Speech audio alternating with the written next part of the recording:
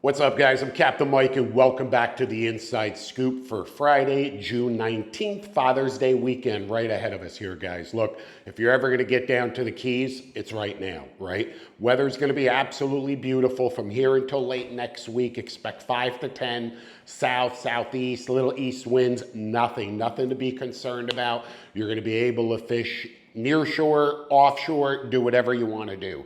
Great time to come down here, rent a boat from Captain Pips, bring your own boat down here, support the local charters, whatever it is, but get out on the water, all right? Because I'm telling you what, the bite's hot. Okay, and the weather is really perfect, really is. Just a little bit of a breeze. Keep an eye out for the occasional storm that may pop up, but don't expect very much, okay? I'm telling you, it's nothing crazy. So once again, now is the time to get down here, all right? Guys, look, a lot that I want to talk to you about. I'm going to start real quick with a recap on our new Florida Sport Fishing TV Pro Series Sea Hunter 31T.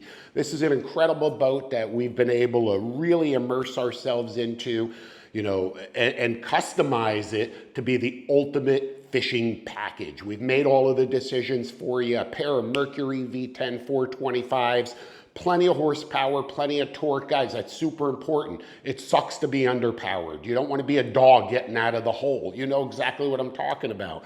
This boat's meant to fish, okay? 3 live wells, 330-gallon fuel tank, you know, big ice chests and fish boxes you could load with ice.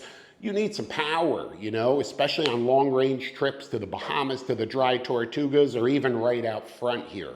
So that power was huge. Furuno Electronics package, a single TZTXL 24, a 24-inch multifunction display with the capabilities of split screening into 6 individual screens. So essentially, you are operating 6 different chart plotters, fish finders, radars, in whatever combination that you would like, simultaneously, flawlessly, with no lag. Guys, this is the technology that's going to get you on a bite. How about 3D bathyvision included on every boat, okay? Rod holder design, upholstery design, express deck taco carbon fiber outriggers with the Grand Slam series mounts. You never have to leave the deck. 4 electrical outlets. I mean, I could sit here and go on and on, all right? I'm telling you what, this is an incredible fishing package. Limited edition. I'm working closely with a limited number of guys. You're going to be representing our brand. We want this to be really special for you. And it includes full tackle package, rods, reels, including power assist deep drop reels, including Wahoo rods, okay? The whole package, soup to nuts. 3-day delivery weekend where we spend the time to really train you on all the systems and the procedures of the boat. Along with that one-on-one Furuno Electronics training, you're going to be a master by the time I'm done with you. Fish better run and hide now. Okay, so this is really a cool project. We're already have a number of them accounted for. I want you to get involved. If you're in the market for a 31-foot boat, something in that range, maybe you want to upgrade from your mid-20s, this is a huge leap forward. Okay, at 31 feet 10 inches, she's a beast. This is a monster. Go compare it to everybody else's 31, 32, and 33. 10-foot 2-beam. Okay, I mean, really a solid boat built on a proven hull that'll conquer any fishery. So get a hold of me. And if I sound like I'm fired up about it, you're damn right I am. This is really a special project, guys, that we're super proud of. And I know we're going to put these incredible boats in the hands of a select number of guys. So get a hold of us. Our instructional fishing courses here at the Florida Keys Offshore Fishing Academy.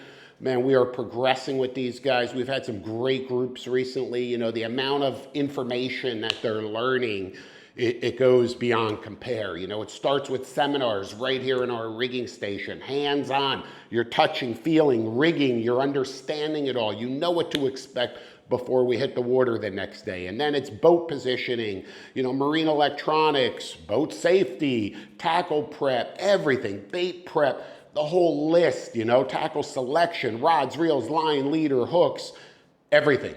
Okay, and we're sharing it all so you can take that knowledge and be a more successful angler. Here, there, anywhere. It's not about fishing right out front. It's about everywhere, okay? It's the fundamentals, all right? So look, if you're interested in wahoo fishing, if you're interested in upping the game deep dropping, especially for like big tile fish and snowy groupers and queen snappers, how about sword fishing?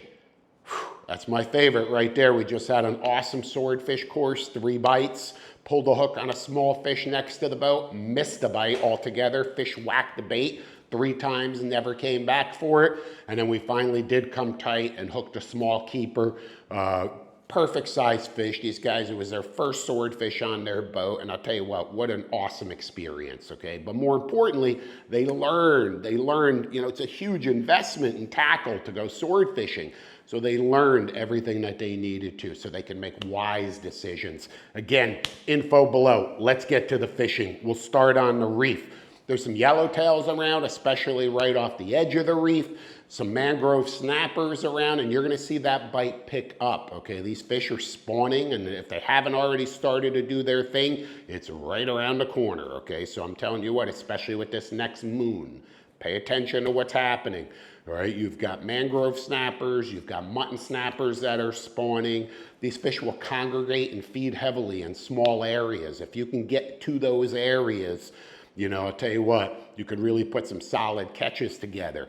With the mangrove snappers, it's an early bite. Guys, you gotta get out there anchored up, chumming, before the sun even comes up over the horizon. Lose sleep, okay? Lose sleep. Don't think you're running out here at 10 in the morning and you're gonna get on a hot mangrove snapper bite with big fish. It's not gonna happen. Those fish are done feeding. Okay, typically it's a nighttime bite, but you can certainly get in on them early in the morning if you leave early enough. Get to where you're gonna be fishing, anchor up, start chumming before that sun comes up over the horizon. Drop down a live pilchard, drop down a live pinfish, a small live pinfish, and I'll tell you what, you're gonna get bit, and that's gonna be the right snapper right there, but that bite's gonna be over when that sun is about right there. 9 a.m., they shut down. So that's an early bite, remember that. The mutton snappers, let me tell you, it's on, okay? That could be the highlight of the week right here is muttons. Big fish too, 26 to 30 inches. These are all nice 8 to 12 pound fish, some bigger ones even mixed in. I'll tell you what, nothing pulls harder, right, than a big mutton right off the bottom. You can drift the wrecks, you can spot lock around the wrecks. Guys are, you know, positioning in even some deeper water. And it's just a waiting game. You know, you've got baits on the bottom, fresh baits, waiting for them to get a scent of that. And then they'll swim up the slick and boom, it's on from there. This is no place for really light gear. You need some stout tackle, you know, something like the 30-pound diamond braid, 40-pound diamond braid. Some guys will even fish 50-pound. You know, strong presentation, fluorocarbon Gen 2 leaders, you know, 40 minimum. 50, some guys even fish 80 or even 100 on the long rigs on the bottom. Depends on how you approach the fishery. Some guys are using electric reels with heavy leads, okay? Look, I'm not here to judge. Fish any way you want to fish, all right? Go out there, you know, these are tools and have a great day, okay? Other guys are, like I said, they're drifting around the wrecks. I've had great success drifting a lot of these structures. Look for wrecks to hold fish in 165 to 225. That's your zone, all the way up and down the island chain. You can find some well-defined structure in that depth. There's a good shot the muttons are gonna be on it or near it or at some point. Don't be afraid to fish around the structure, not just directly, you know, on top of it. A lot of the predators, the Goliath groupers, the sharks, the barracudas, stuff like that are right on top of the structure, very tight to it, whereas the muttons will swim around the perimeter. So don't hesitate looking around. Pay attention to the current and the tide and which way that scent is gonna be flowing and set yourself up in the proper position up current of the structure. Bring them to you. Again, stout tackle, we like to fish, you know, the K or even, you know, a K30 to 60 is a great rod for the muttons. It really is. In the 8-foot section, they don't make it in a composite. It's not the KC 30 to 60, it's the K 30 to 60. It's an E-glass rod, but I'll tell you what, I love that rod, mutton snapper fishing, and I like it in the 8-foot length. We have it matched with an Alejos 12-2, an Okuma, loaded in 30-pound diamond braid. There it is, just a sick mutton snapper outfit. All right, working our way further offshore, guys, the dolphin bite. First of all, the grass, subject, grass everywhere, okay? You've seen it all over the news, and I'm telling you, you're gonna see it everywhere offshore. I can't keep it out of my engines, number one. I mean, we've had some temperature issues, you know, you're sucking in this grass, so just be careful with that, guys, but there's so much of it. There's pockets everywhere, you know, there's well-formed lines. One day there may be more than the next day, but expect a lot of sargassum offshore, and it'll run, you know, 5 to 8 miles. You'll see a lot of it, then it'll thin out, and then there'll be another big, you know, heavy concentration from like 16 to 18 miles, and that's gonna fluctuate every day, but there certainly has been no lack of sargassum. There's a lot of dolphin mixed in with it. We've caught them on every single one of our deep drop courses. At some point, they swim right up next to the boat. You're in dolphin territory, right there, fishing 15 to 25 miles offshore with a lot of sargassum. But if you want to specifically find the dolphin, look for the birds. The birds are going to be the key. There's so much grass, so many places where the fish are scattered. When you see birds picking and working, that's the sign that says fish right here. And expect to find those schoolie dolphin in that area. If you're gonna troll something like 2 extra small Zack Attack chuggers. You know, don't put a lot of lines in the water trolling. You're gonna be clearing grass all day long and tangling, and that's all you're gonna be doing. Scout, look for them, and then, you know, try and get them up next to the boat where you can catch them on the spinning outfits, okay? That's the real fun of it right there. You're watching them all, you know, eating your bait. Of course, if you have live pilchards, you've just leaned the odds in your favor in a huge way, huge. Okay, so catch them or buy them, but go out there with a live well full of pilchards and you've just increased your odds exponentially, all right? And it's the same with the blackfin tunas. There's blackfin tunas out at the humps right now, Marathon Hump, Almirada Hump, it goes on. And let me tell you something, if you're loaded up in bait, blacked out wells, you're gonna get in on a hot bite. Otherwise, you control some of those fish, small feathers, you know, stuff that's moving really fast around, you know, the perimeter. Pay attention to what's going on, respect the anglers that are there lined up in the right position, live chumming. You know, you can get in on the mix, throw some of your own baits, of course, as well, and all work together. Some of those trips out there to the humps, I'll tell you what, I can't do it. I can't fish there. You know, there's just too much traffic, too many things going on. It's a lot of people just not really paying attention. So just be careful. It's fish, guys. But nevertheless, there's mixed-sized blackfin tunas. There's been some really nice fish this week caught in the high teens, low 20s. Those are relatively big blackfins for our area. You catch a blackfin 20 plus pounds, that's a nice fish for here. You know, up off Broward, Palm Beach, Dade, 40 pounds, you know, even bigger. I think there was a record recently broke up there. So giants up there on the blackfins, but down here, not so much. Deep dropping. Tilefish bite has been excellent. Snowy groupers closed. We've been really on some beautiful tilefish. If you've been following our social media, following YouTube, you see we've recently broke the Florida state record. It's pending final approval, but there's no reason, nothing that's gonna stop us. Really a great trip going out there manually cranking in 700 plus feet of water for bottom fish. It's a lot of fun, and if you've got the right gear and the right system, the right mindset, it's a lot easier than you think, guys, okay? Don't think, oh my God, I can't crank. It's a lot easier than you think, and it really enhances the whole experience. That's one of the topics that we teach our anglers on our deep drop courses is fishing manually. You know, we cover it all, the power assist and the manual, and jigging as well. So if you're into that deep dropping, now's a great time to book a course. You know, we've got some July dates available. We're targeting, like I said, those big blue line tilefish while the season is still open. The queen snapper bite has been very strong, especially lately. Let me tell you, peaks and valleys with the queen snapper. When they don't want to bite, they're not eating. When they want to bite, catching a dozen a day is not out of reach, okay? But you got to be there on the right day and the right time to make that happen. Fresh baits are important. Nice clean squid, you know, a fresh strip of bonita or even a fresh strip of blackfin tuna that you caught, you know, somewhere offshore makes a great bait for those queen snappers.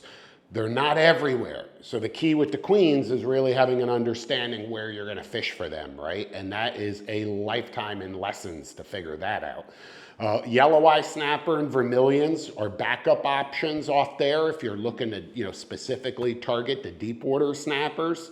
And once again, those fish are very secluded in certain areas, so it's not something where you're just gonna come down here and go, boom, let me run offshore, stop at any hump that I would like, drop a bait to the bottom and load up on big queen snappers. No, my friend, you're gonna need to put in the work, the time, the effort. But if you do, you certainly have a great opportunity to really be rewarded. Finally, the sword fishing. Guys, this is my favorite fishery. I mean, I gotta tell you, I love everything. I really do. I always have. But daytime sword fishing, man, just is something really, really special for me. It's just in that environment, it's hard to put it into words, but you're targeting a predator that's almost 2,000 feet below the surface. You've got so much line out, so much lead, 12, 10, 14-pound sash weights, depending on where you are. We'll typically fish anywhere from 10 or 12 pounds, okay? You're fishing heavy tackle, power assist tackle, no question. And those extremes, you need it. Long leaders, 150 feet long, trying to detect that fish from eating that bait at nearly half a mile away with all of those obstructions. And when it happens, it's just so exciting. Regardless if you catch a fish on the buoy, which you have no, involvement in other than, I got him, or, on the tip rod, which is heart stopping. Okay, but it's just such an exciting fishery, knowing that every time you drop a bait to the bottom, you could hook a 50 or 550 pound broadbill swordfish. It's not even about the size. I gotta be honest. I'm just as excited when I catch a fish that's 70 pounds than 270. Okay, of course the 270 is much bigger, but I'm like, man, that's a lot of work right there. That's a lot of stakes, all right? A lot of people I gotta get fish to, So I don't know, but whatever size, it's all equally as exciting. We caught a fish this week. That was the skirt color. We caught the fish on an eel. Okay, this is a Zack Attack skirt. You can see dark colors, purple, black, a lot of glitter, a lot of flash. So when my light is strobing out in the distance, this is also flashing, okay? It's also flashing. And I had this rigged on an eel. I like the eels. I think it's a great swordfish bait. They never let me down, right? And coincidentally, I'm gonna tell you a quick eel story.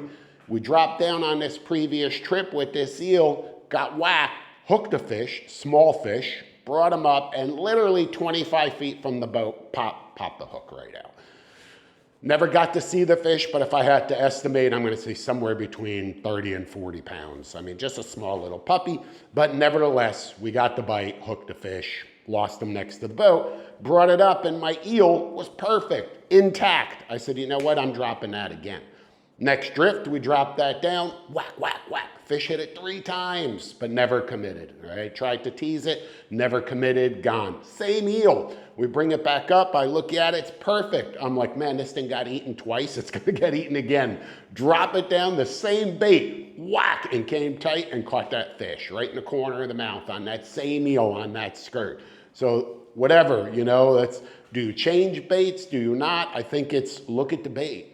And if it looks good, it's durable, fishable, and you got to make that decision sometimes. But look, bottom line, shallow water to offshore, it's on. Some other species to touch on. Guys, I encountered an incredible Cero mackerel bite on the reef recently, unexpectedly. Cero spawning, big ones, 50 to 60 feet of water, full-on frenzy, absolute awesome light tackle fishing on live bait, blowing up on every single bait. That could happen any day. Those fish are spawning, and if you have the right conditions, you can stumble along those fish. So make sure you've got some wire on the boat, light wire number 4 with some small trebles, okay? That's all that you really need to get connected with those mackerel. Another, species worth mentioning, the skipjack tunas. They're out there offshore. A lot of times when you see those little birds working, not only the edges of the weed lines, but just open water in between those weed lines, they're on skipjacks, okay? Great fish to catch, very strong, hard fighting, a lot of fun. It's a member of the tuna family. And it is. As a matter of fact, when you purchase a can of tuna fish and it says chunk light tuna on the can, good chance that's skipjack. They swim side by side with the yellowfin tuna that are canned.